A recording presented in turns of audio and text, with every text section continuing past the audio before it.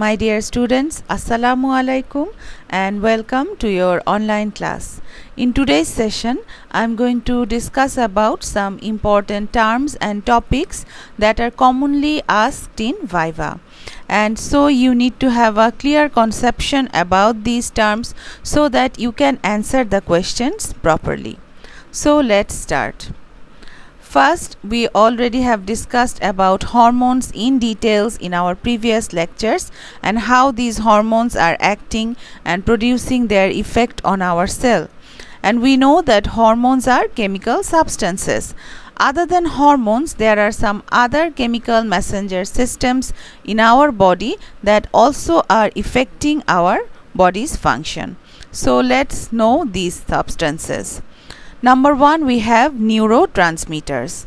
Neurotransmitters are chemical substances that are released by axon terminals of neurons into the synaptic junctions. So, they are released by nerves. Then the endocrine hormones, as you already know, they are released by glands or specialized cells into the circulating blood, whereas neurotransmitters are released into the synaptic junctions, but hormones are released in the circulating blood and they influence the function of target cell at another location in the body. Next, we have the neuroendocrine hormones. These are hormones that are synthesized in the neurons and then they are secreted into the circulating blood, and like the hormones, they influence the function of target cell in another location in the body. So the difference here is that neuroendocrine hormones are synthesized in neurons. Paracrines. Paracrines are secreted by cells into the extracellular fluid and affect the neighboring target cells of a different type. So paracrines are not going to a distant location, but they are affecting the neighboring cells. Autocrines.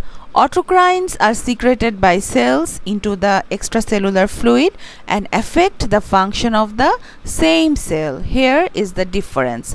You see, paracrines are affecting the neighboring cells, but autocrines are affecting itself, the same cell.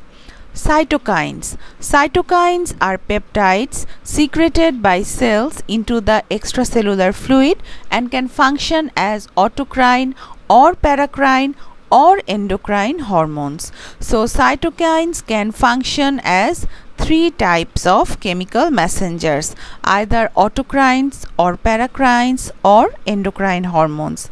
Example of cytokines are interleukins, and another example is leptin, which is a cytokine hormone produced by the adipocytes, that means produced by the fat cells of our body. Now let us look at some of the general characteristics of hormone. Hormones have specific rates and patterns of secretion. So their secretion is controlled by a specific rate, that is, they have a certain normal range and certain pattern, like some are diurnal pattern, that means they are secreted daily, some are secreted in a pulsatile nature, and some have cyclic patterns, and these patterns depend on the level of the circulating hormone. Next characteristic is that the hormones operate within a feedback system. We know most of the systems of our body are operating under negative feedback mechanism and some under positive feedback mechanism. Same in case of the hormones, they are also operating within the feedback system, and this is to maintain an optimal internal environment. Next characteristics is that these hormones, while they are circulating in the blood, they don't affect all the cells. They affect only the cells with their specific receptor. So a hormone only affects a cell which has the receptor for that hormone. Another characteristic is that they are excreted by the kidney, deactivated by the liver, or by other mechanisms. So after a certain half-life or certain time in the circulating blood, these hormones are terminated. They are excreted by the kidney. So the function of the hormone comes to an end when the hormones are excreted by the kidney or deactivated by the liver or by other mechanisms. So these are the general characteristics that are followed by all the hormones. Next, this is very important for Viva. These questions like what is general hormone, what is local hormone, and what is tropic hormone. General hormones are hormones that act on all the cells of the body, and examples of general hormones are growth hormone and thyroid hormone. Then we have the local hormones. These hormones act locally on the neighboring cells without circulating in the blood. That means they are secreted from the cell and then they are acting on the neighboring cells like the paracrines and autocrines, as we have discussed. And very important is the tropic hormone. You see, these hormones are secreted from one gland and they stimulate the secretion of another gland. So they are not affecting other cells, but they are affecting another gland. They are secreted from one gland and they stimulate another gland for their secretion. And examples of tropic hormone, very important, are the thyroid stimulating hormone. You know, the thyroid stimulating hormone or TSH is secreted from the anterior pituitary gland and then it goes and stimulates the thyroid gland to secrete the thyroid hormones T3 and T4. So this hormone TSH is secreted from one gland, that is the pituitary gland, and then they stimulate another gland, that is the thyroid gland. Follicle stimulating hormone, luteinizing hormone. These are our gonadotropic hormones that are secreted from the anterior pituitary and they go and stimulate another gland. And what is this another gland? That is our gonads, the ovary and the testes. And lastly, the adrenocorticotropic hormone, which is secreted from the anterior pituitary gland and it goes and stimulates the adrenal gland. So tropic hormone is very important and you must know how to explain the tropic hormone.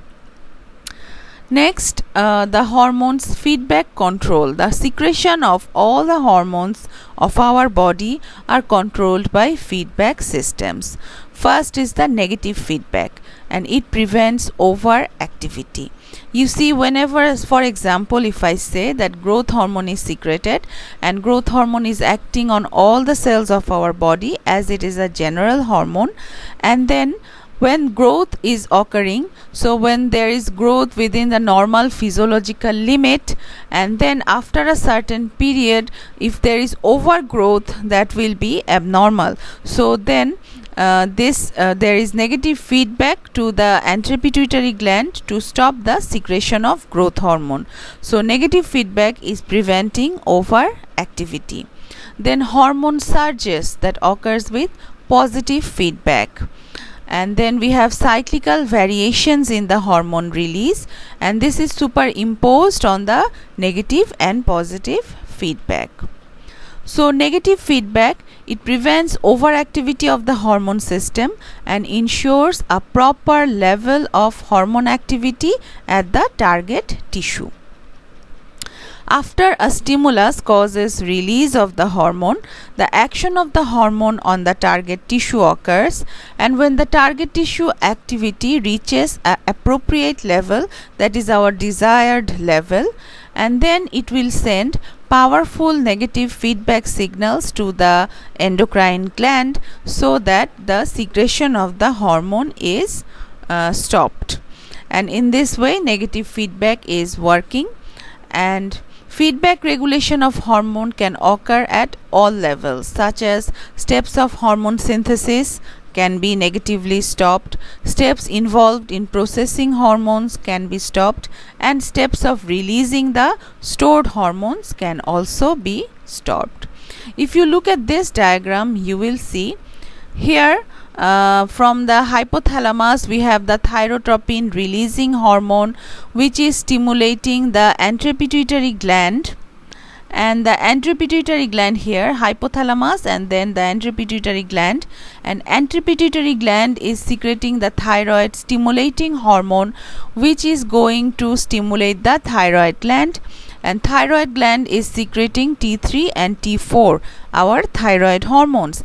And then T3 and T4, these are also general hormones. They increase metabolism and growth and development of all cells of the body, and after a certain limit is reached, then these hormone levels T3 and T4 will send negative feedback to both anteropituitary and also to hypothalamus, so that the secretion of the stimulating hormones, that is thyrotropin releasing hormone and TSH, are decreased. You see, so the levels of the hormone are sending the negative feedbacks to the hypothalamus and the anteropituitary.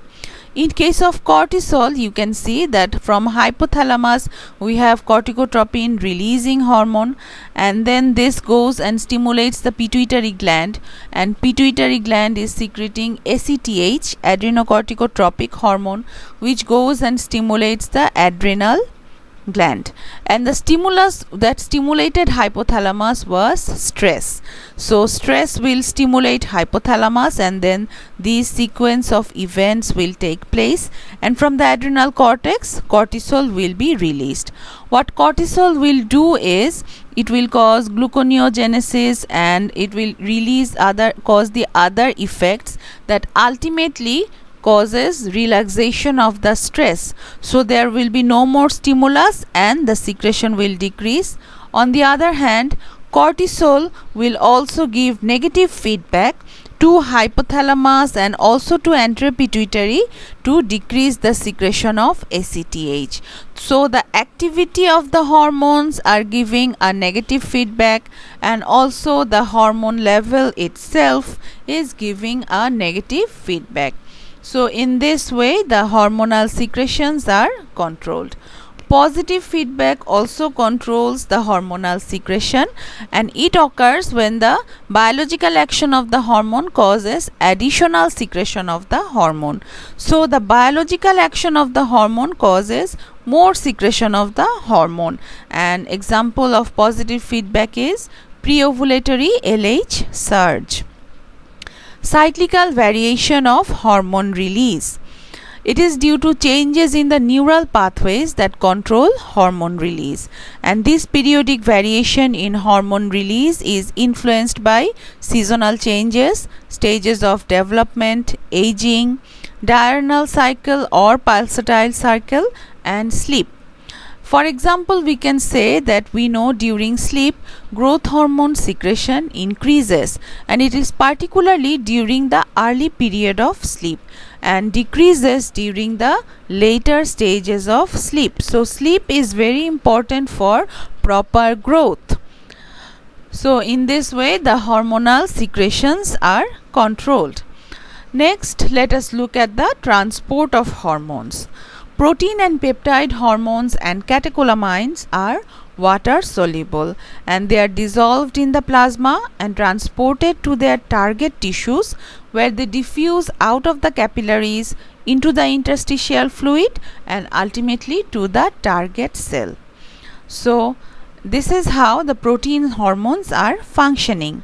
Now look at the steroid and thyroid hormones. These hormones circulate in the blood mainly in bound forms, and they are bound to the plasma proteins, the albumin and globulins, mainly the globulins. And these hormones cannot easily, as they are bound to the plasma proteins, they cannot easily diffuse across the capillaries and gain access to their target cells.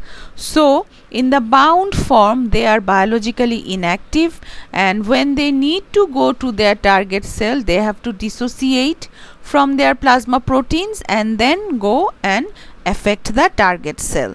So what is the importance of this bound form? When these steroid hormones and thyroid hormones are bound to plasma proteins, it has a importance. One is they are biologically inactive until they dissociate from plasma proteins. So when they are needed by the cells, it is then that they dissociate and come to the cells. Until then, they remain biologically inactive. So they are serving as reservoirs, and binding of the hormones to plasma proteins greatly slows their clearance from the plasma. So this is how our hormones are transported in the blood. You can see in this diagram the water soluble hormones are secreted from the gland by exocytosis, and in the plasma they don't need a carrier protein, they are dissolved in the plasma, and when they reach their target cell, they simply diffuse out of the capillaries and enter their target cell, where they have their receptor on the cell membrane. On the other hand, the fat soluble hormones diffuse out of their secreting gland and they are circulating in the plasma, but they are in bound form with the transport proteins, that is our plasma proteins, and in the bound form they are biologically inactive and they serve as reservoirs. So when they reach their target tissue, they dissociate from their plasma proteins and then they come out of the capillaries and enter their target tissue and bind to their receptor. So we are studying the endocrine system, and it is one of the systems that are controlling our body. Two systems actually control our body. One is the endocrine system and one is the nervous system. So what is the difference between these two systems? If you are asked in the viva, you are going to study all the systems: the cardiovascular system, the renal system, the gastrointestinal system, the endocrine system, the nervous system, the respiratory system. But among all these systems, the two systems that control all the others are the endocrine system and the nervous system, and these two also have some differences. Now let's see what are the differences. Both systems function to maintain homeostasis, but the main difference between them is in the endocrine system that the target cells are throughout the body, and in case of nervous system, the postsynaptic cells in the muscles and glands are their target cells. So nervous system, the target cell is the postsynaptic cell and the muscle and glandular cell, and in case of endocrine system, they have their target cells, that is all the cells of our body are their targets. And the chemical messenger of the endocrine system is hormone, very important, and the chemical messenger of the nervous system is the neurotransmitter. The distance traveled by the chemical messenger in case of endocrine system is long distance. They can affect a cell that is located at distally, and because they are carried in the blood. And in case of nervous system, they travel only a short distance. And what is that short distance? That is only the synaptic cleft. And another important effect is the regulatory effect. In case of endocrine system, the effect is slow to appear but it is long lasting, and in case of nervous system, it appears rapidly but it is short lasting.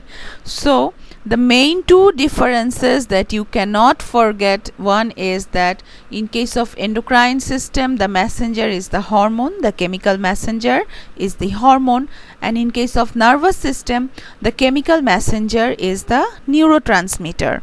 And the second difference is the endocrine system, the effect is slow to appear but it is long lasting, and in case of nervous system, the effect appears rapidly but it is short lasting. So this is also very important, the difference between endocrine system and nervous system. Now let us know some important facts about the hormone receptors. One is that all hormone receptors are proteins in nature, that is globular proteins. Hormones bind with their receptor reversibly. You see, this is very important. The binding of the hormone receptor, and they form the hormone receptor complex, but this binding is reversible.